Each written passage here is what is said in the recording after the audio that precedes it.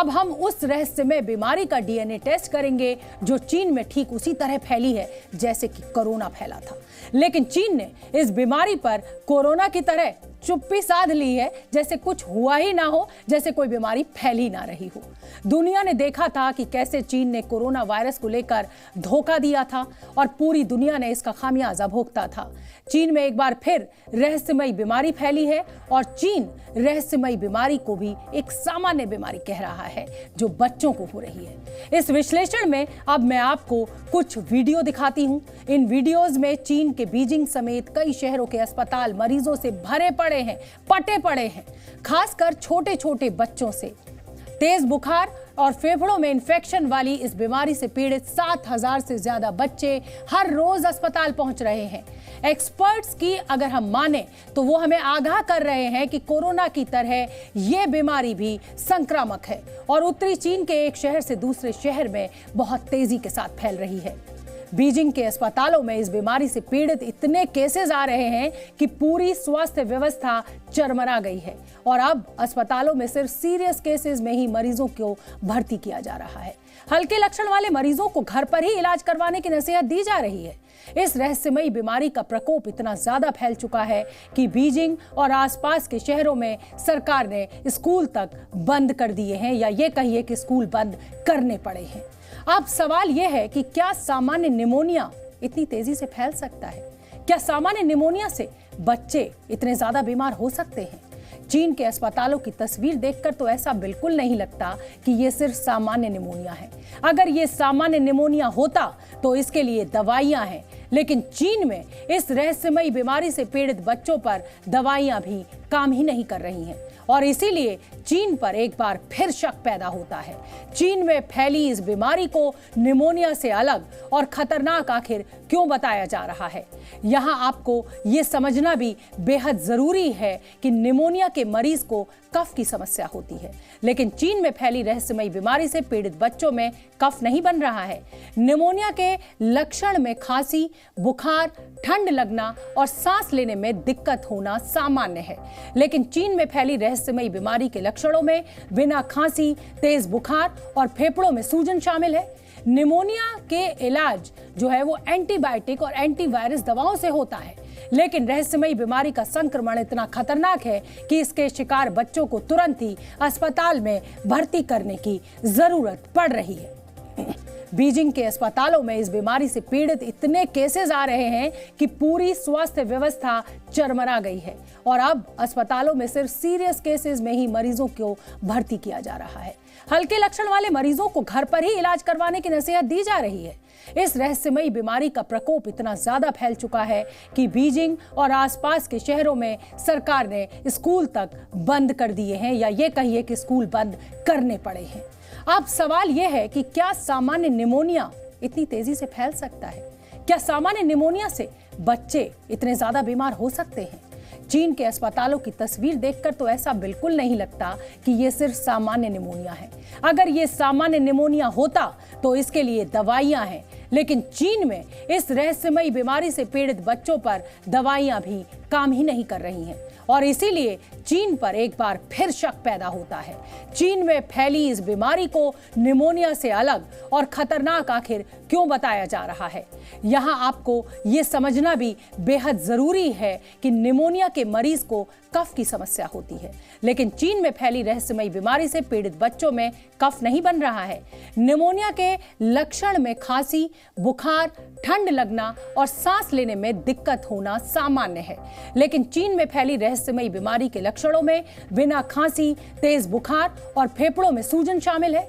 Pneumonia के इलाज जो है वो एंटीबायोटिक और एंटीवायरस दवाओं से होता है, लेकिन रहस्यमयी बीमारी का संक्रमण इतना खतरनाक है कि इसके शिकार बच्चों को तुरंत ही अस्पताल में भर्ती करने की जरूरत पड़ रही है। बच्चों में फैल रही बीमारी को लेकर चीन का कहना है कि कई तरह के वायरस का अचानक एक साथ हमला हुआ है, जिससे ये बच्चे बीमार हो रहे हैं। अब इन वायरस के बारे में भी मैं आपको बताना चाहती हूँ, जानकारी देना चाहती हूँ। RSV यानी रेस्पिरेटरी सिनेटिकल वायरस, ये अपर रेस्पिरेटरी सिस्टम पर हमला करने वाला वायरस है। इसका इन्फेक्शन सांस की नली में होता है। एडिनो वायरस ये कॉमन फ्लू यानी साधारण खांसी जुकाम और बुखार की वजह से बनता है। माइकोप्लाज्मा निमोनिया ये एक बैक्टीरिया का इन्फेक्शन है, इसे वॉकिंग निमोनिया भी कहते हैं। इसके इलाज के लिए एंटीबायोटिक्स दवाएं ही दी जाती हैं। जब ये सभी वायरस एक साथ अटैक करते हैं तो इसे डॉक्टरी भाषा में कॉकटेल ऑफ वायरस या पैथोजन मिक्सिंग कहा जाता है। चीन में भी यही हो रहा है। एक्सपर्ट्स भी शक जता रहे हैं कि ये संक्रमण बहुत तेजी से फैल रहा है। बीमारी के बढ़ते केसेस को देखते हुए अब चीन के अस्पतालों में सिर्फ और सिर्फ गंभीर मरीजों को ही जगह मिल पा रही है, बाकी को दवाई देकर घर भेज दिया जा रहा है। It's very critical that one is that for the medical service sector, they need to develop so-called graded health admission system, because you have to avoid the sudden surge of patients and coming into the clinic and the hospitals. One of the problems is that when a lot of people coming into the hospital systems, actually the hospital could be overwhelmed by so many patients, and if you do not actually deal with the situation properly, there will be a lot of cross infections. I think it's very critical what we learned from the COVID-19 period is that we need to have a grading system for those severe cases that are admitted into the hospital. For those mild cases, that they should be sent back into their home, taken care of by themselves. Made in China corona virus पूरी दुनिया में फैल गया था, जिससे दुनिया का कोई भी देश बच नहीं पाया था। अब सवाल एक बार फिर खड़ा होता है कि क्या चीन में फैली रहस्यमयी बीमारी दूसरे देशों में भी फैल सकती है? तो इसका जवाब है बिल्कुल फैल सकती है। हाँ, ये फैल सकती है। चीन में फैली बीमारी एक संक्रामक बीमारी है। हालांकि बस अच्छी बात यह है कि कोरोना वायरस की तरह ये हवा से नहीं फैलती है। चीन के काफी हिस्सों में ये बीमारी फैल चुकी है और कुछ केसेस वियतनाम में भी सामने आए हैं, और इसीलिए इन संभावनाओं से पूरी तरह तो इनकार नहीं किया जा सकता कि दूसरे देशों में ये बीमारी बिल्कुल भी नहीं फैलेगी। हालांकि इसके चांसेस बेहद कम है, लेकिन फिर भी इससे सतर्क रहने की जरूरत है। और भारत सरकार ने भी चीन में फैली रहस्यमयी बीमारी को लेकर प्रिकॉशनरी मेजर्स लेने शुरू कर दिए हैं, जिसके लिए केंद्रीय स्वास्थ्य मंत्रालय ने सभी राज्यों को एक एडवाइजरी जारी की है, जिसमें यह कहा गया है कि सभी राज्य कोरोना महामारी के समय दिए गए दिशा निर्देशों का पालन करें, जैसे कि अस्पतालों में बेड और स्टाफ की कमी ना हो, जरूरी दवाओं का स्टॉक हमेशा उपलब्ध रहना चाहिए, ऑक्सीजन प्लांट ठीक से काम करते रहें, संक्रमण को फैलने से रोकने के उपाय किए जाने चाहिए। और हम आपको बता दें कि भारत सरकार पूरी तरीके से एक्शन में है चीन में फैलती हुई इस रहस्यमयी बीमारी को लेकर। हाल ही में भारत के केंद्रीय स्वास्थ्य मंत्रालय ने कहा भी था कि देश में इस रहस्यमयी बीमारी के फैलने का खतरा काफी कम है, जो एक सुकून देने वाली बात है। लेकिन इसके बाद भी स्वास्थ्य मंत्रालय इस पर नजर बनाए हुए है और इसके अलावा राज्य सरकारें भी अपनी तैयारियां कर रहे हैं। उत्तराखंड की अगर बात करें तो वहां मेडिकल टीमों से बच्चों में निमोनिया और इन्फ्लुएंजा के लक्षणों पर नजर बनाए रखने के लिए कहा गया है। कर्नाटक सरकार के स्वास्थ्य विभाग ने चीन में बच्चों में सांस संबंधी बीमारियों में वृद्धि की खबरों के बाद पूरे राज्य में अपने स्वास्थ्य संबंधी बुनियादी ढांचे को अलर्ट पर रखा है। गुजरात सरकार ने भी एक सर्कुलर जारी किया है, जिसमें सभी अस्पतालों को अलर्ट पर रहने का आदेश दिया गया है। तमिलनाडु सरकार की अगर बात करें तो तमिलनाडु सरकार ने भी अपने अस्पतालों को अलर्ट मोड पर रखा हुआ है।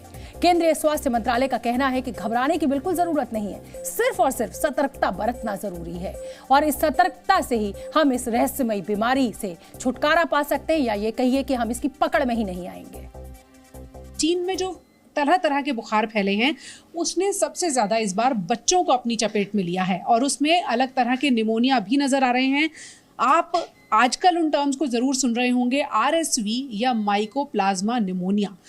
ये क्या बीमारियां हैं, किस तरह से वहाँ के बच्चों को अफेक्ट कर रही हैं, और भारत को क्यों सावधान रहने की ज़रूरत है? देखिए, जैसा हम देखते हैं हमेशा जब सीज़न चेंज होता है तो रेस्पिरेटरी इलनेस काफ़ी ज़्यादा बढ़ जाती है। भारत में भी जब देखिए खास तौर पे इस समय हम सर्दियों के समय रेस्पिरेटरी वायरस काफ़ी ज़्यादा बढ़ जाते हैं, जिसमें आपने जैसे बताया कि RSV जो कि एक वायरल तरह का इन्फेक्शन है, और अगर हम माइकोप्लाज्मा निमोनिया की बात करें तो वो एक बैक्टीरियल इन्फेक्शन है। इनके लिए जैसा हम कोविड के समय जैसा हम बात करते थे, अक्सर RT-PCR टेस्ट इनके लिए उपलब्ध होता है, जिसमें उसी तरह से स्वैब सैंपल लिया जाता है और इसको जांच करके पता लगाया जा सकता है कि ये वायरल इन्फेक्शन है या बैक्टीरियल इन्फेक्शन है, ताकि उस तरह से उसका ट्रीटमेंट मैनेजमेंट किया जा सके। हम भी अभी लैब में देख रहे हैं, हमारे पास रेस्पिरेटरी इलनेस को लेके लोग काफ़ी आ रहे हैं, जिसके लिए हम आमतौर पे सीटी स्कैन, एक्सरे, जो लंग से संबंधित जांचें हैं, किया करते हैं। चीन में भी जो हालात हैं वहाँ मामले ज़रूर बढ़े हैं, लेकिन राहत की बात यह है कि कोई डेथ्स रिपोर्ट अभी तक नहीं हुई हैं। भारत में हालात कंट्रोल में हैं और सरकार ने कह दिया है कि सारी यानी कि सीवियर एक्यूट रेस्पिरेटरी इलनेस यानी सांस से जुड़ी हुई जो बीमारियां हैं उनके वायरसेस और पैथोजेंस को पहचान करने के लिए सरकारी लैब से संपर्क करें। सभी शहर, सभी राज्यों को अलर्ट जारी कर दिया गया है और उस वायरस में कोई नया म्यूटेशन, कोई नया वायरस तो नहीं नजर आ रहा है, इसकी पहचान कर लें। फिलहाल चीन इस तरह की बीमारियों से जूझ रहा है, बच्चे खास तौर पर गिरफ्त में हैं, इसीलिए चिंता लगभग हर देश में बढ़ी हुई है। लेकिन अभी सरकार के मुताबिक और हालात को देखते हुए हम ये कह सकते हैं कि भारत में स्थिति कंट्रोल में है। पूजा मक्कड़, जी मीडिया। जी न्यूज़।